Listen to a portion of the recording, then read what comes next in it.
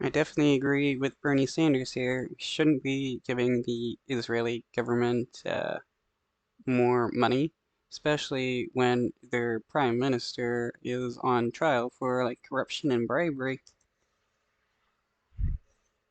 At a time when some 16,000 Palestinians have been killed in the last 2 months, two-thirds of whom are women and children, and tens of thousands more have been injured. At a time when 1.8 million people, Palestinians, have been displaced from their homes and are struggling every day, have been thrown out of their homes. They don't know where they're going.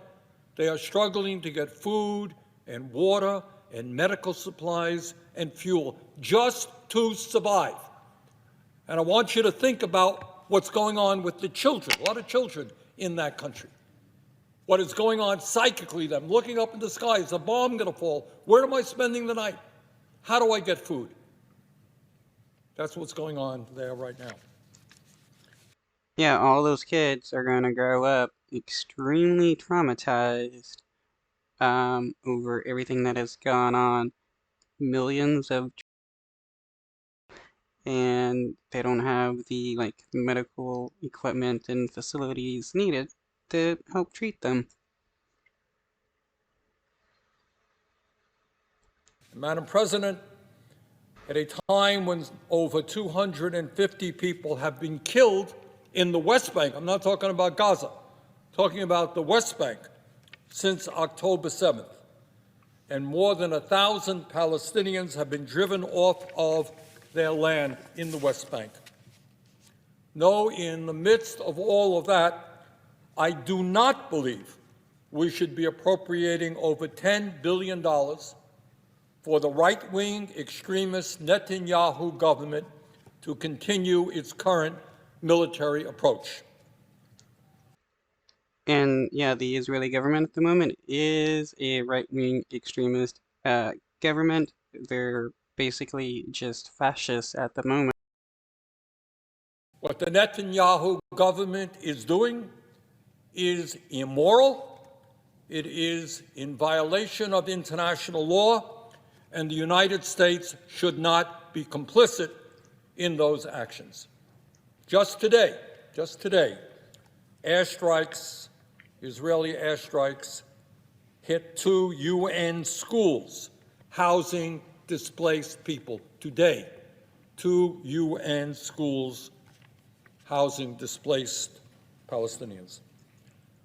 If this was any other government, the United States would be up in arms about the rights and international law by the government. Like if it was uh, the Afghanistan government, the Iraq government, the Iranian government, there would be something, the United States would actually be doing something to stop it.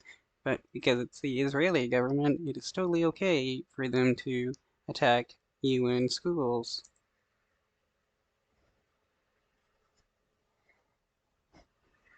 More than 900 Palestinians have been killed since Friday. Israeli evacuation orders are delivered with little notice to people with no electricity and limited communication services, most of whom have already been displaced, have already been traumatized, and already lack basic necessities. And then, even then, the bombing continues. So, Madam President, as we proceed on this supplemental bill, which has some very, very important issues, count me in 100% for the humanitarian that we support, that we need, not only in Gaza, but all over this world. Count me in for that. Count me in for serious discussions about how we improve border security. Count me in to help the people of Ukraine withstand Putin's terrible invasion. But do not count me in to give another $10 billion to a right-wing extremist government in Israel, by the way, whose prime minister now, I guess their trial for corruption is continuing. Don't count me in. Yeah, again, Netanyahu is on trial for corruption. He could end up going to jail. It is wild. PM again. But how about we use this $10 billion instead of giving it to the Israeli government?